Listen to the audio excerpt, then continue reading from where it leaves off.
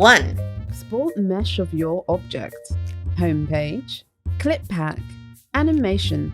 Customize. Clips. Export an idle animation or blank. 2. Open sim file in Blender. Append your object and rig. On your object, select rig pose mode. B_root visibility on. Move the B root and rotation close to the sim. We're not keyframing this, it's just to help us out. Increase the end time on animation. Select sim. Rig. Select all joints.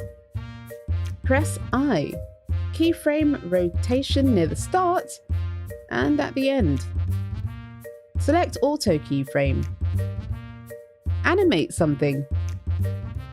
If animation is on stepped, open graph editor. Select keys, in key, interpolation, pick one.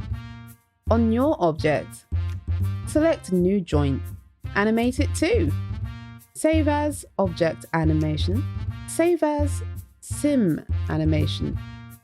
On the sim Blender file, remove all evidence of your object. Save. On the object save, remove all evidence of sim and rename the rig. Save. 3. Back in Sims 4 Studio, import sim animation, customize, add, import object animation, customize, warehouse, locate clip of object, rename actor name to your actor name, store clip name, store source name, store the sim clip and source name too, as well as the duration of the sim clip. In Sims 4 Studio, reopen your object, warehouse, ASM. In controller, on your object, replace clip name with your object's clip name. Replace ikconfig with your source asset name. Repeat on the Sims source and clip name too. Super interaction. Locate literal.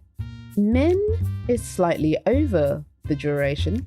Max is a little more over. Done! Whew. Long ones are defo long. Not preferred, but here we are. For more Pixie tips, don't forget to subscribe.